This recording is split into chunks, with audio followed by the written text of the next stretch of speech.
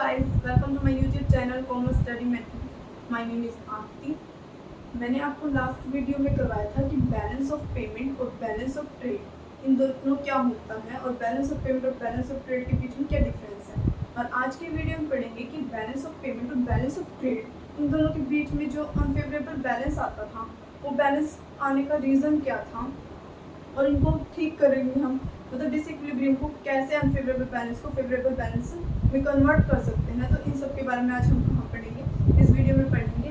तो let's start the video. अब आता है causes of unfavourable balance of payment कि क्या रीज़न थे कि बैलेंस ऑफ पेमेंट क्या रहता था, अनफेवरेबल रहता था। फर्स्ट आता है इम्पोर्ट ऑफ मशीनरी का इम्पोर्ट। तब वर्ल्ड वॉर हुआ था, वर्ल्ड वॉर 2, तो उसके अंदर क्या हुआ था, बहुत ज़्यादा मशीन्स का ओवरवर्क होने लगा था, मतलब बहुत ज़्यादा यूज़ होने लगा था, जिसके कारण मशीन के अंदर टूट फूट आने लगी थी, उनका डेप्रिशिएशन जल्दी जल्दी हो रहा था। तो इसकी वजह से क्या हुआ था, इंडिया कंट्री ने क्या किया, बहुत बड़ी मात्रा में लार्ज क्वांटिटी में क्या किया, मशीनरी का इंपोर्ट किया, जिसकी वजह से बैलेंस ऑफ पेमेंट में क्या रहा, डिसइक्विलिब्रियम रहा, यानी कि अनफेवरेबल बैलेंस रहा। बैलेंस ऑफ पेमेंट का नेक्स्ट आता है इंपोर्ट ऑफ वॉर इक्विपमेंट। अब इंडिया ने खुद को बचाने के लिए क्या किया, वॉर इक्विपमेंट्स को परचेज किया, बहुत बड़ी मात्रा में क्या किया, वॉर इक्विपमेंट्स को इंपोर्ट किया। किसके अगेंस्ट, तब हमारा पाकिस्तान और चाइना के साथ युद्ध हो रहा था, तब क्या किया था, इंडिया ने बहुत बड़ी यानी लार्ज क्वांटिटी में मशीन्स को और वॉर इक्विपमेंट्स को क्या किया था, इंपोर्ट किया था, जिसकी वजह से हमारा जो बैलेंस था, बैलेंस ऑफ पेमेंट का, वो क्या रहा था, अनफेवरेबल रहा था।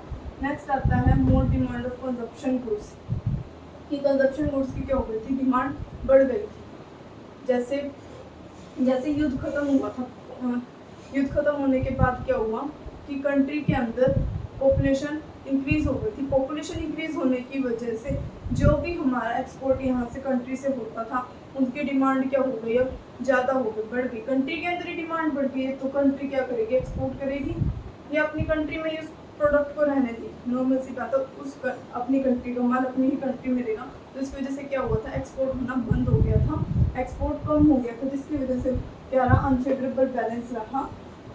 नेक्स्ट आता है प्राइस डिसइक्विलिब्रियम। इंडिया में बैकवर्ड टेक्नोलॉजी और इन्फ्लेशन की वजह से क्या रहा कि जो प्राइस था, डोमेस्टिक प्राइस था गुड्स का, वो क्या हो गया, बढ़ गया, क्योंकि टेक्नोलॉजी हमें पता नहीं थी कि कौन सी टेक्नोलॉजी कैसे यूज़ की जा सकती है, जिसकी वजह से कम खर्चाए उस प्रोडक्ट को बनाने में। तो इस चीज़ का पता नहीं था, तो इसकी वजह से क्या रहा, प्राइस इंक्रीज होते चले गए। लेकिन वही प्रोडक्ट फॉरेन में क्या बन रहे थे, सस्ते दामों पर बन रहे थे, जिसकी वजह से क्या हुआ, हमारा एक्सपोर्ट कम हुआ और दूसरी कंट्री से हमें क्या करना पड़ा, इंपोर्ट करना पड़ा, जिसकी वजह से क्या हुआ, प्राइस में डिसइक्विलिब्रियम आ गया और एक्सपोर्ट कम हुआ। तो इसकी वजह से क्या हुआ, अनफेवरेबल बैलेंस ऑफ पेमेंट रहा। नेक्स्ट आता है फॉरेन कंपटीशन। जो इंडिया है, इंडिया क्या है, लार्जेस्ट एक्सपोर्टर था किसका, जूट का, टी का और क्लोथ्स का। यहाँ से इंडिया से क्या होता था, ज़्यादातर माल इन सब चीज़ों से क्या होता था, एक्सपोर्ट किया जाता था इंडिया से अदर कंट्रीज़ के अंदर। लेकिन अब क्या हो गया, बांग्लादेश ने क्या किया, बांग्लादेश ने जूट बनाना शुरू कर दिया। जूट अब बांग्लादेश से भी एक्सपोर्ट होता है और इंडिया से भी एक्सपोर्ट होता है, जिसकी वजह से हमारा जो एक्सपोर्ट का प्रोडक्शन था वो क्या हो गया, कम हो गया और दूसरी साथ में क्या हो गया, फॉरेन कंपटीशन आ गया। इसी तरह चाइना और इंडोनेशिया ने क्या कर दिया, टी को एक्सपोर्ट करना शुरू कर दिया। फॉरेन कंपटीशन की वजह से हमारा जो इंडिया का एक्सपोर्ट था वो क्या हुआ, कम हुआ। ये भी क्या रहा, एक अनफेवरेबल बैलेंस ऑफ पेमेंट का एक कारण रहा, कॉज रहा। नेक्स्ट आता है इंपोर्ट ऑफ गोल्ड। जो इंडिया के पर्सन है वो क्या करते हैं, गोल्ड में अपनी इन्वेस्टमेंट करना ज़्यादा पसंद करते हैं। वो किसी बॉन्ड्स को परचेज करना या शेयर कैपिटल में इन्वेस्ट करना या फिर डिबेंचर में इन्वेस्ट करना पसंद नहीं करते। वो किस में इन्वेस्ट करना पसंद करते हैं, गोल्ड में इन्वेस्ट करना पसंद करते हैं, जिसकी वजह से इंडिया क्या है, एक लार्जेस्ट इम्पोर्टर है किसका, गोल्ड का। ज़्यादा इंपोर्ट करने की वजह से गोल्ड को क्या हुआ, एक डिसइक्विलिब्रियम का गोल्ड भी क्या बन गया, कारण बन गया। तो इसकी वजह से भी क्या रहा, अनफेवरेबल बैलेंस ऑफ पेमेंट रहा। इन शॉर्ट हम ये भी कह सकते हैं कि कॉजेज क्या है कि ज़्यादा इंपोर्ट करना ही हमारा अनफेवरेबल बैलेंस ऑफ पेमेंट के एक मेन रीज़न है। तो हमें क्या करना चाहिए, कुछ ना कुछ ऐसा करना चाहिए कि जिससे हम इंपोर्ट कम कर सकें और एक्सपोर्ट ज़्यादा करें। क्या होगा, एक्सपोर्ट ज़्यादा करने से हमारा फेवरेबल बैलेंस बना रहेगा, बैलेंस ऑफ पेमेंट में। नेक्स्ट टॉपिक आता है measures to correct disequilibrium in balance of payment. अभी हमने क्या पढ़ा था, कॉजेस के बारे में पढ़ा था कि डिसइक्विलिब्रियम होता क्यों है। अब हम मेजर्स पढ़ेंगे कि हम डिसइक्विलिब्रियम बैलेंस ऑफ पेमेंट के अंदर ना हो। तो उसके लिए फर्स्ट आता है प्रमोशन ऑफ एक्सपोर्ट, कि एक्सपोर्ट को प्रमोट करना चाहिए। हमारी जो कंट्री है उसकी वजह से क्या हो रहा है, एक्सपोर्ट कम हो रहा है और इम्पोर्ट ज़्यादा हो, तो क्या होता है, डिसइक्विलिब्रियम होता है। तो इसके लिए क्या करना चाहिए, कंट्री को एक्सपोर्ट को प्रमोट करना चाहिए।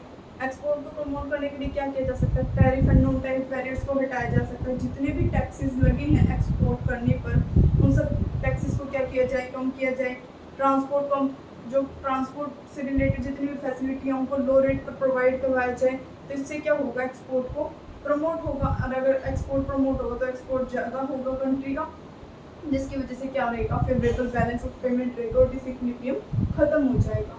नेक्स्ट आता है increase in production. Increase in production, जो इंडिया है वो लार्जेस्ट क्या था, एक्सपोर्टर था किसका, जूट, टी और क्लोथ का।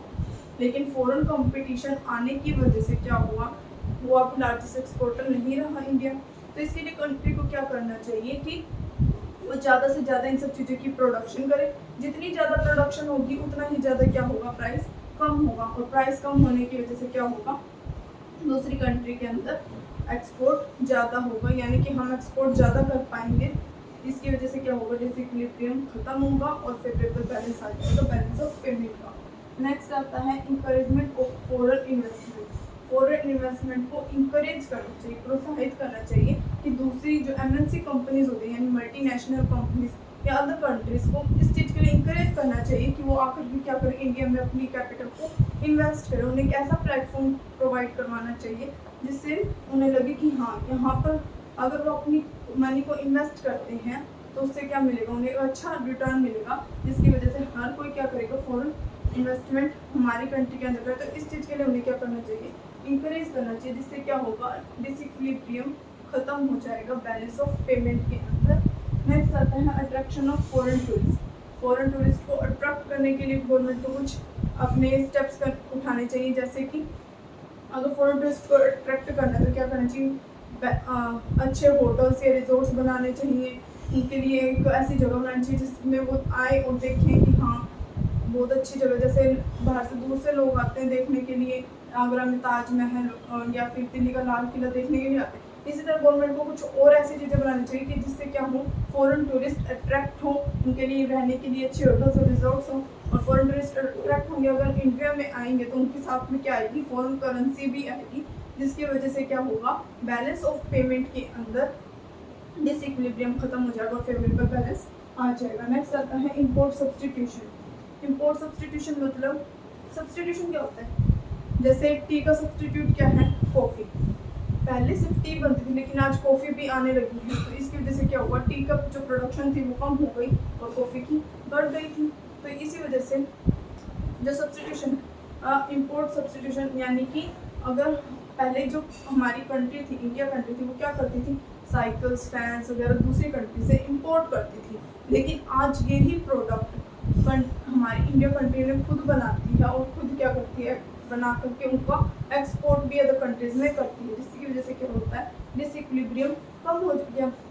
तो इसी तरह हमें और भी प्रोडक्ट्स के क्या करने चाहिए, कुछ ना कुछ सब्सटीट्यूशन ढूंढने चाहिए। अगर हम सब्सटीट्यूट ढूंढेंगे तो क्या होगा, जितना क्या होगा, एक्सपोर्ट ज़्यादा होगा। नेक्स्ट आता है लेस कंजप्शन ऑफ गोल्ड। हमारी कंट्री के जो पीपल हैं वो किस में इन्वेस्ट करना ज़्यादा पसंद करते हैं, गोल्ड। तो लोगों को, जो हमारी गवर्नमेंट है हमारी कंट्री के, उन्हें क्या लोगों को अवेयर करवाना चाहिए कि गोल्ड में इन्वेस्ट करने से ज़्यादा फ़ायदा नहीं है, बल्कि बॉन्ड्स या फिर शेयर कैपिटल के अंदर इन्वेस्ट करें, जिससे क्या होगा, उनकी इन्वेस्टमेंट पे रिटर्न भी मिलेगा और उनकी इन्वेस्टमेंट बढ़ेगी।